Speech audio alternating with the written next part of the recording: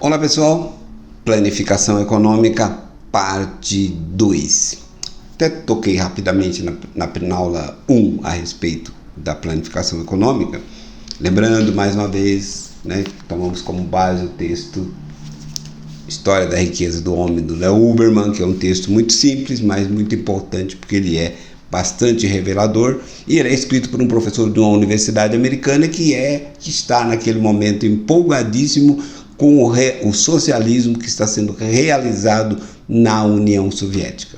Quando veio a queda do muro e o declínio do sistema, aí todo mundo da esquerda, os marxistas, dizia aquilo não foi socialismo. Pois é, quem viveu aquele momento, quem acompanhou, quem investigou, dizia que era socialismo, sim, estava extremamente empolgado.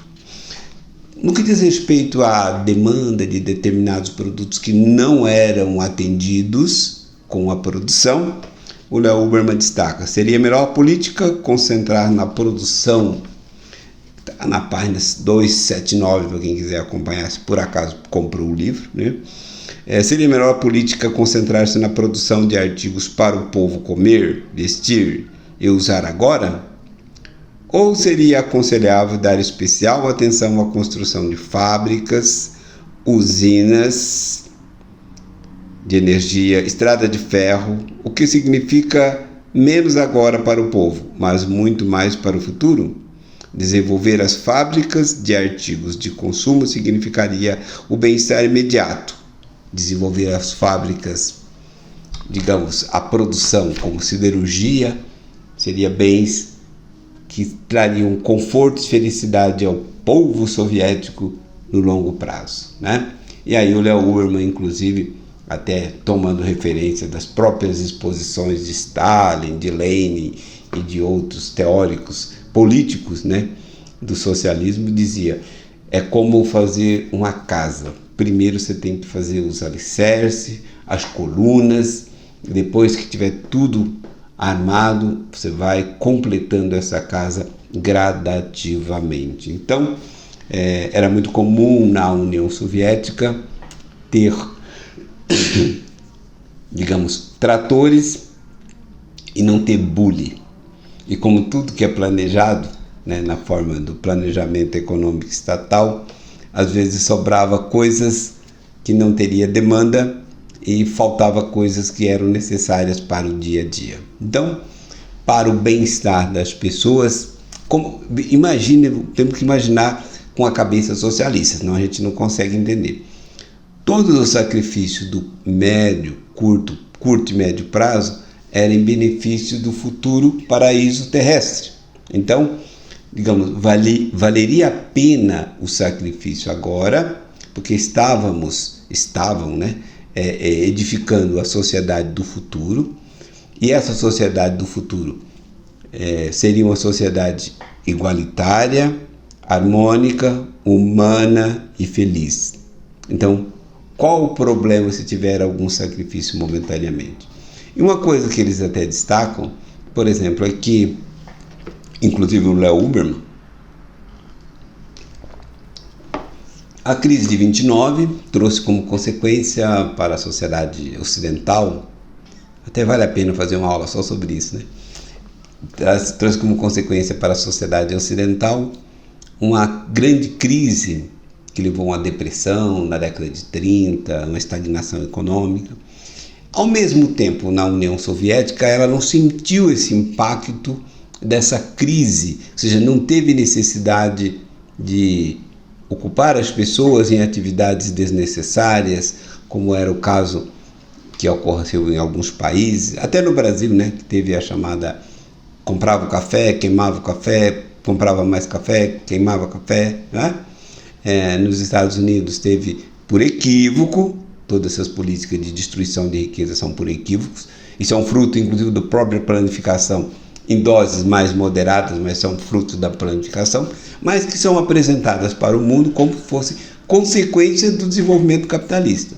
Então, o que se gabava muito, é que na União Soviética não tinha essa necessidade. Mas, no entanto, a União Soviética também sofrera a crise, as consequências da crise de 29, que se estendeu no pós-29, né? Exatamente por quê? Porque os produtos que a União Soviética vendia para o mercado externo, porque ela precisava também, por mais que tivesse aquela ideia da economia autônoma, independente, né? Porque o mundo burguês é cruel, então o mundo burguês tem relações desiguais, então para se ter relação igual precisa ter uma sociedade pura, né? No entanto, por mais que se pudesse pensar assim, era necessário exportar bens para poder adquirir outros que a União Soviética não produzia. E se produzia, se fosse capaz de produzir, a ineficiência era muito grande, como os tratores, por exemplo, né? Só para pegar um item, mas são infinidade, milhares de itens. Então, cereais, peles, coisas que a União Soviética exportava muito, esses produtos teve uma redução na demanda no mercado internacional. Como o mundo entrou num downgrade, numa queda da economia, todos passaram a consumir menos e comprar menos. Os produtos que a União Soviética vendia para o mundo, para alguns países, né, eram produtos mais perecíveis. E, portanto, esses produtos são mais sensíveis na queda dos preços, que não suportam, muitos deles, como cereais, por exemplo, não suportam estoque. Não dá para guardar para vender daqui 2, 3, 4 anos. Enquanto que os equipamentos fabricados no mundo ocidental, Estados Unidos, Inglaterra, Alemanha, né? Alemanha nesse momento ainda não, deixa a Alemanha fora. Eram produtos de bens duráveis, que não perecem, né? Então um trator ele não vai apodrecer, não tem que jogar o trator fora porque ele apodreceu. E por aí e afora vai. Então, qual era a política nesse momento? Então, a União Soviética teve mais um incentivo para arrochar ainda mais, apertar mais o cinto dos seus cidadãos, ou melhor, dos seus súditos.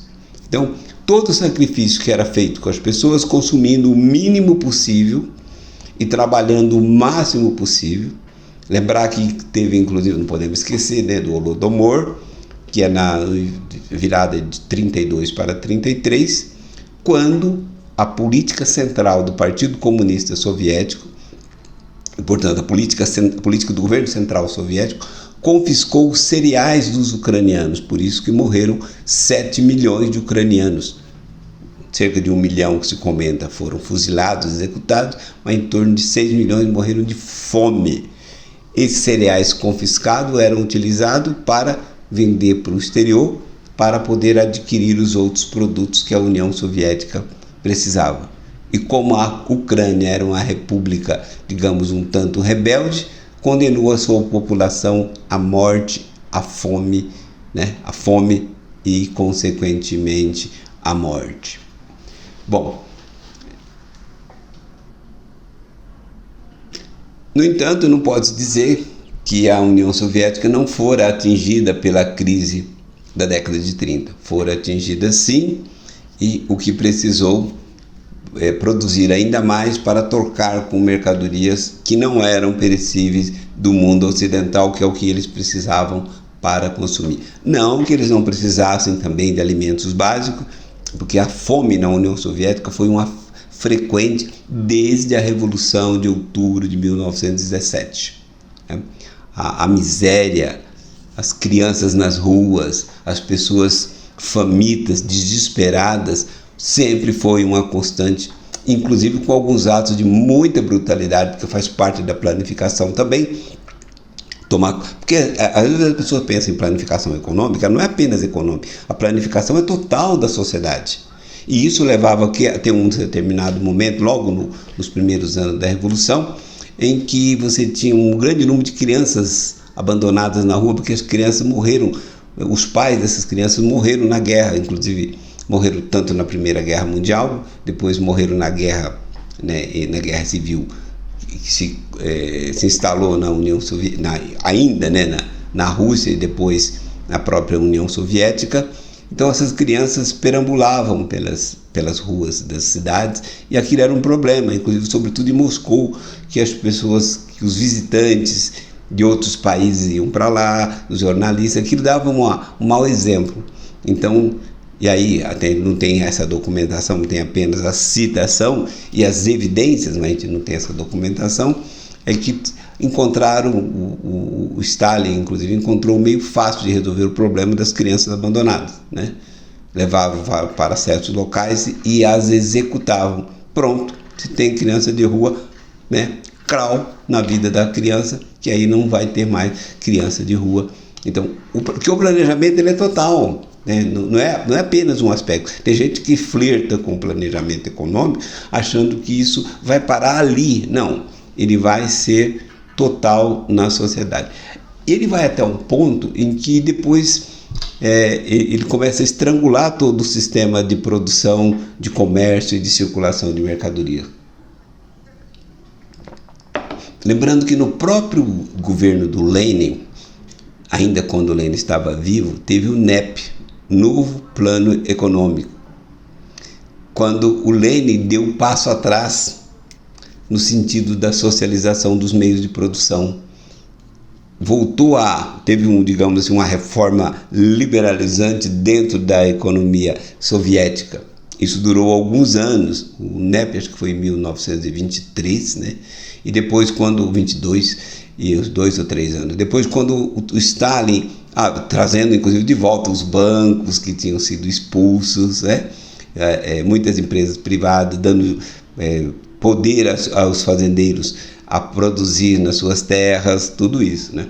Depois, quando vem a questão o Stalin assume, o Stalin acaba com o NEP, né, com o novo plano econômico, e volta à estatização total dos meios de produção, inclusive das terras. E aí gera um conflito, inclusive em especial inclusive na Ucrânia, em que tinha muitas terras nas mãos privadas. Por isso essas pessoas fizeram suas colheitas, mas na hora de vender, isso não foi apenas na Ucrânia, mas a Ucrânia é o caso mais grave. Na hora de vender a sua colheita, os preços não eram suficientes para pagar o custo de produção. Mas a finalidade do socialismo era isso, não é que as empresas tivessem, não é que as famílias, os proprietários tivessem lucros. Até porque na cabeça do socialista, isso é um desvio de função. O lucro deve ser condenado. Aliás, eles condenam o lucro alheio, né? Mas o deles eles gostam. Então, em função disso, os preços dos cereais que eram pagos pelo Estado, que o Estado era o único comprador dos cereais, então era de forma que não viabilizasse a produção. E com isso, os líderes que se manifestaram em defesa dos agricultores foram inclusive presos e executados. E os agricultores que se recusavam a entregar as suas colheitas para o Estado naquele valor simbólico que o Estado oferecia eram também presos e executados e tinham suas terras confiscadas e seus bens todos arrastados, né, ou arrestados para o Estado. E com isso a política do Stalin vai fazendo com que tudo que tinha de privado vai de fato sendo esmagado, tanto que quando chega em 1932 é aquilo que aparece lá na reportagem do jornal New York Times, quando ele diz que, segundo Andrei, que era um dos líderes do Partido Soviético, que faz uma exposição para a juventude lá, e que esse jornalista presencia, quando ele apresenta essa nota de que 98,5% de tudo que é produzido na União Soviética, que era produzido na União Soviética, já estava nas mãos do Estado. Bom, mas para adiantar o negócio, que a hora já está passando, ocorre que o modelo estatal ele é muito ineficiente, né? Então ele vai, se num momento ele desenvolve bastante, desenvolve porque tem a repressão. Então a União Soviética alcançou índices alarmantes assim, de desenvolvimento porque era escravidão. Lembrar que as pessoas que eram presas e levadas para regiões de campos de trabalho forçados. Tem livros, inclusive, que abordam essa questão, inclusive aquele Estação Gulag, que eram regiões em que as pessoas iam trabalhar até a exaustão, porque as pessoas estavam sendo, digamos, punidas por algo que elas teriam feito ou que o Estado supôs que ela fez, que um agente estatal o denunciou. Então essas pessoas eram, digamos, sequestradas, presas, sequestradas e levadas para um gulag, onde geralmente trabalhavam até a morte, né? Então raramente se saía de volta de um gulag. Inclusive eles faziam isso com os próprios membros do partido, que eram tidos como traidores ou que eram percebidos como traidores ou que ameaçasse alguém que estivesse logo à sua frente. Então a prática da denúncia, da deduragem, né, como diz no Brasil, do X9, na União Soviética era muito comum. Então isso tudo foi levado a tal grau que a economia foi funcionando eu gosto do Olavo, que ele dizia que não se pode chamar de uma economia socialista de economia, né? Ela é outra coisa, mas não é economia propriamente, se levar o radical da palavra. Mas como todo mundo diz economia, estamos aqui também tratando como economia. Até 92, quando veio o declínio, né, que aí estoura o regime soviético, mas nos últimos anos, já na década de 80, década de 90, que as informações que são publicadas, que foram publicadas, né, boa parte da União Soviética, mesmo sendo estatal tudo, boa parte já estava nas mãos privadas a produção. Para você ter uma ideia, apenas 3% da agricultura, das partes das terras, estavam em mãos privadas. No entanto, esses 3% representavam cerca de 30% da produção agrícola da União Soviética. E onde eram essas terras? Eram terras que o Estado não se apossou delas porque não achava interessante, então cedeu para que as pessoas, inclusive que trabalhavam numa fazenda coletiva, tivessem a oportunidade de cuidar daquele canto lá da terra, na beira de um córrego, na beira de uma estrada, em um lugar mais íngreme, de mais difícil acesso. E mesmo assim, a iniciativa dessas pessoas, veja, por isso que o mundo capitalista ele é veloz, né? Quando você coloca o interesse das pessoas para mover a produção, os interesses individuais, eles vão produzir muito mais, chegando ao ponto de que quem traz esses dados, inclusive o próprio Milton Friedman, no Capitalismo e Liberdade, 3% das terras resultavam na produção de 30% dos cereais, dos bens agrícolas que eram ofertados para os moradores da cidade. E esses procedimentos não se limitavam, por quê? Porque tem os interesses, obviamente, né? Os interesses individuais, as pessoas trabalhavam na fazenda coletiva, na hora da sua folga, no seu dia livre, ele ia trabalhar no seu cantinho, no seu pedacinho de terra, naqueles lugares deixados, digamos assim, por não ser interessante para o próprio Estado, para a fazenda coletiva, e de lá eles tiravam proveito e fazia com que ali fosse altamente produtivo, muitas vezes mais produtivo do que as próprias terras das fazendas. Um outro aspecto ainda eram os trabalhos urbanos, muitas atividades urbanas, como reparos. Então, se você tivesse uma geladeira estragada, você se inscrevia para que a oficina de técnicos em geladeira reparasse a sua geladeira. Isso levaria alguns meses ou até anos para que os técnicos, para que seu nome, para que seu equipamento entrasse na pauta para serem consertados. Existem muitas piadas a respeito disso, de quando é que seria atendido esse cliente. No entanto, se você tivesse um lero lá com um técnico que trabalha para uma oficina estatal de conserto de geladeira ou de ventilador ou de aquecedor, ele iria, fora do horário de expediente, trabalhar para você consertar a sua geladeira. Você teria que ter alguns recursos, obviamente, para pagar esse técnico por fora. Ele desenvolvia essa atividade, atendia a sua demanda, a sua necessidade, a necessidade desse cidadão, desse súdito que estava com a geladeira, com o equipamento eletrodoméstico danificado, e ao mesmo tempo ele teria uma renda extra. Então resolveria o problema, teria uma renda extra e ainda não enchia o saco do Estado, ou seja, não dava esse mau exemplo, esse descontentamento, porque nada pior, você tem uma coisa na sua casa, imagina a vida espartana que tinha um morador da União Soviética, e de repente ele fica sem aquele equipamento que tem em casa, né? Meu Deus, como é que eu vou fazer? E aí fica 2, 3 meses, gera desarmonia na família, irritação, todo mundo sabe, até nós quando a internet cai, a gente já fica, né, pé da cara. Imagina quando falta uma coisa básica na sua residência e que você precisa e fica dependendo do Estado. Então, o Estado, nesse sentido, fazia, digamos assim, vistas grossas para essas atividades privadas que eram executadas por esses cidadãos e todo mundo saía feliz. O Estado saía feliz, ficava bem porque não tinha muita cobrança, o cidadão ficava bem porque ele era atendido e o técnico ficava bem porque ele ganhava alguns tico-ticos extras para a sua manutenção, né? Lembrar ainda, só antes de encerrar essa aula, encerrar com essa questão, na China tem uma obra, inclusive, de um autor que se chama James Chaiquat. Não, peraí, não é esse nome, não. Opa, o nome é esse aqui, ó, James King.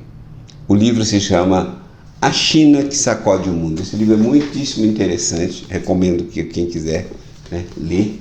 Depois só cobrar aí embaixo nos comentários que eu passo todos os dados da bibliografia certinho. Ele chama atenção para o fato de que com a grande revolução que ocorreu na China socialista, aí a partir da década de 70, com a morte do Mao Tse Tung, o que chamou outro lá, Deng Xiaoping, disse que não importa a cor do rato, não importa a cor do gato, o importante é que se pegue o rato, né?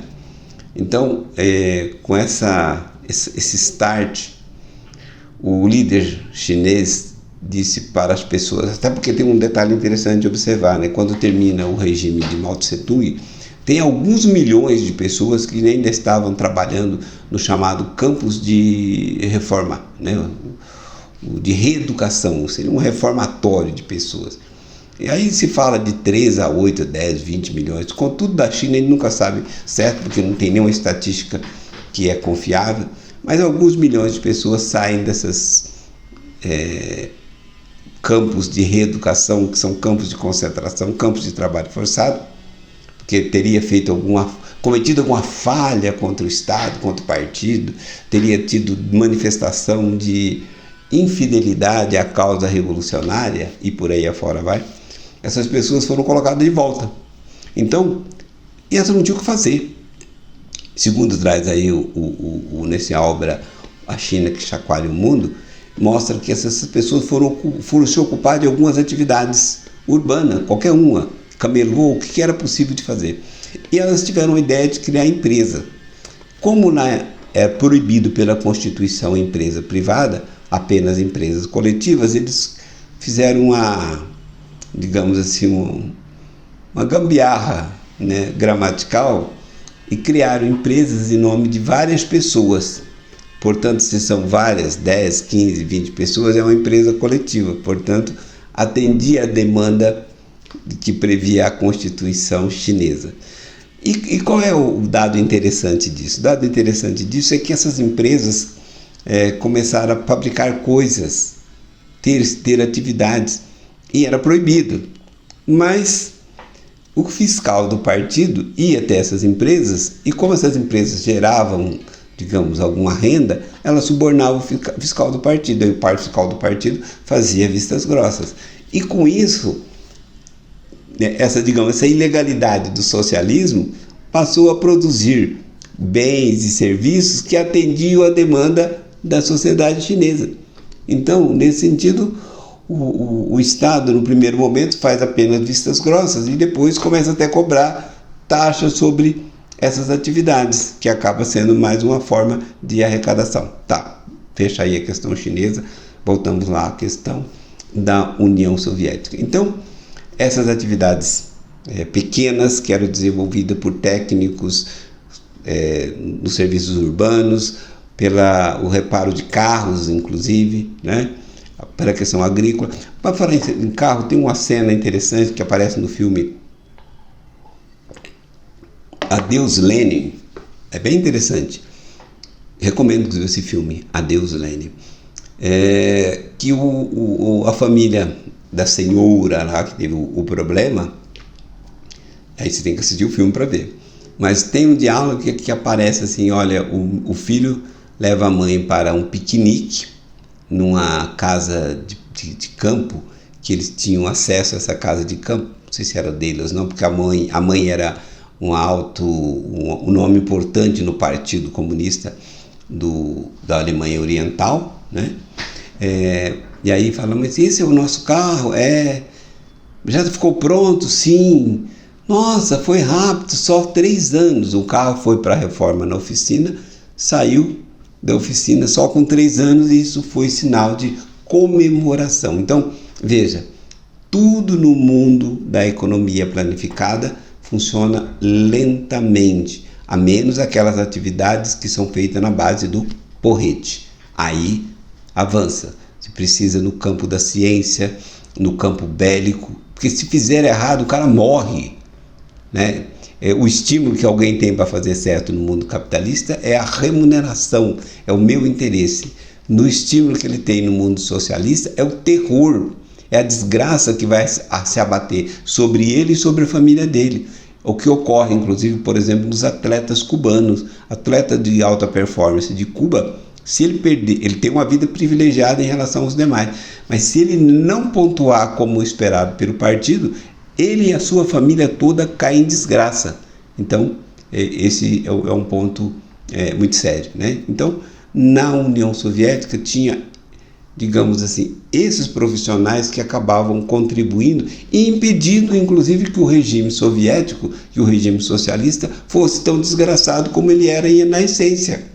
Então, esses que burlavam o modelo de socialismo acabavam, de certa forma, contribuindo para amenizar o seu sofrimento, né? É como no serviço público, até aqui no Brasil, quando está tudo emperrado, não vai sair o serviço, mas se você conseguir subornar um servidor público para que ele adiante o serviço e faça aquilo que você está precisando, você nem vai xingar o Estado, né? Você nem vai xingar o setor público por aquilo, porque você foi atendido mesmo tendo que pagar a mais, mesmo tendo esse sacrifício. Então, o mundo socialista de economia planificada tende sempre a ser inoperante, baixa produtividade. Tem uma questão que aí eu não vou entrar nela, aí fica a cargo de cada um que queira pesquisar. Olavo chamava a atenção de que na União Soviética existiam muitos milionários e que depois da queda do regime, esses milionários se emergiram e ficaram em evidência, né? Mas aí eu não tenho material suficiente para expor essas questões. O que a gente sabe é que, aí de formação mais comum, é que se surgiram vários milionários na União Soviética, na Rússia, né, pós-União Soviética, exatamente porque os bens foram, digamos assim, apossados, aqueles bens que eram bens do Estado foram apossados por aquelas pessoas, inclusive ligadas ao partido, da KGB mesmo, de maior expressão, porque as pessoas na União Soviética não tinham a noção de preços, né? Valor de ação, de preço. As pessoas, tanto que quando foi feita a distribuição de ação entre as pessoas da sociedade, então ações, as pessoas não tinham a menor noção, como não tinham a menor noção de valor de quase nada, porque tudo para elas eram passado pelo Estado por aquele preço tabelado, e qualquer coisa adicional para obter o bem ou o serviço que eles queriam eram pagos por fora, em função da sua própria moeda, de moeda estrangeira, em função de serviços extras, inclusive de prostituição, né, que existia na União Soviética, existia na Alemanha socialista. Então sempre tinha uns expedientes, mas só que essa noção de preço não existia. Então esses mais espertos acabaram abocanhando assim, um volume de riquezas significativas. Inclusive recomendo também que assistam O Senhor das Armas.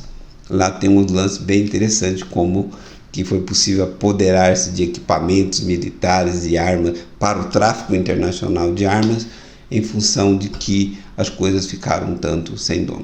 Estourando o tempo, 30 minutos, 18 segundos.